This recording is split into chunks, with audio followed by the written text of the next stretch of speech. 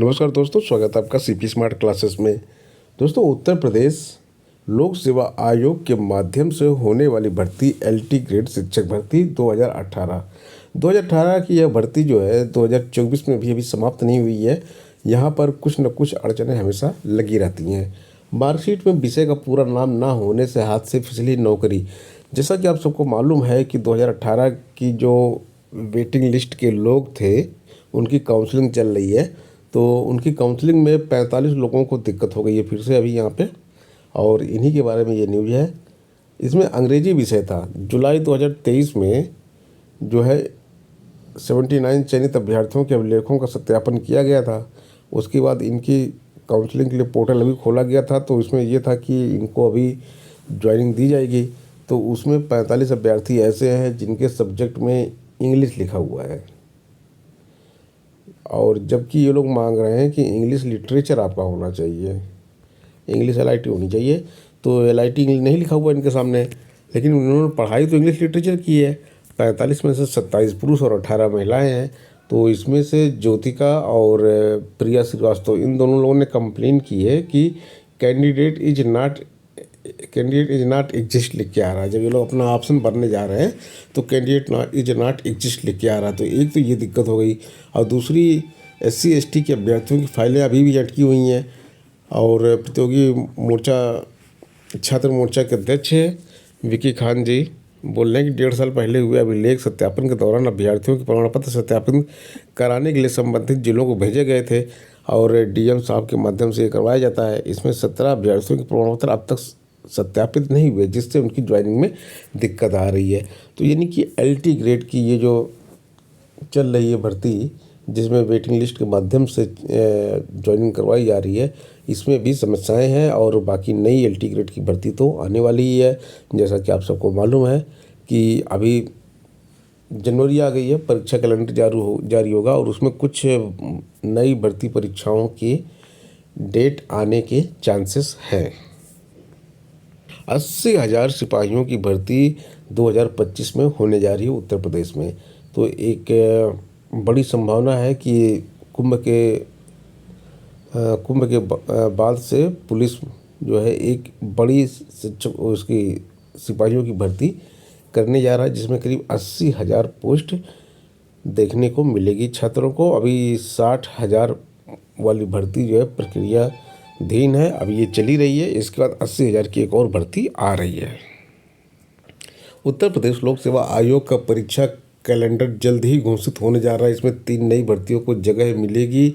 अब वो भर्तियां कौन कौन सी हैं, तो यहाँ पे आप देख सकते हैं। सहायक कुल सचिव के 38 पदों पे विज्ञापन आयोग ने मांगा था, और ये काफ़ी आवेदन की प्रक्रिया काफ़ी पहले पूरी हो चुकी है, भर्ती अभी तक नहीं करवाई गई है।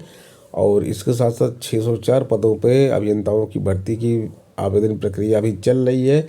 प्रयोगशाला के अंतर्गत वैज्ञानिक अधिकारी के 5 डोमेनों में 41 पदों पर भर्ती प्रस्तावित है। 17 नवंबर को परीक्षा होने वाली थी, लेकिन स्थगित कर दी गई है, और 2025 के कैलेंडर में इसे शामिल करने की बात चल रही है। उत्तर प्रदेश प्रौद्योगिक शिक्षा सेवा अध्यापन परीक्षा 2021 को भी स्थगित कर दिया गया था, जो आयोग के नए कैलेंडर में शामिल की जाएगी। इसके साथ साथ ही ARO 2023 की तिथि घोषित होने का भी इंतजार है छात्रों को। जो पेपर लीक के कारण परीक्षा निरस्त कर दी गई थी, उसकी डेट अभी तक नहीं आई हुई है। अगर आयोग ARO परीक्षा पर जल्दी कोई निर्णय ले लेता है तो ARO समेत कुल 5 लंबित भर्ती परीक्षाएं आयोग के नए कैलेंडर में शामिल हो जाएंगी। वहीं आयोग की ओर से आयोजित राज्य कृषि सेवा प्रारंभिक परीक्षा और PCS प्रारंभिक परीक्षा 2024 आयोजित की जा चुकी है। राज्य कृषि सेवा प्रारंभिक परीक्षा का परिणाम भी आ चुका है।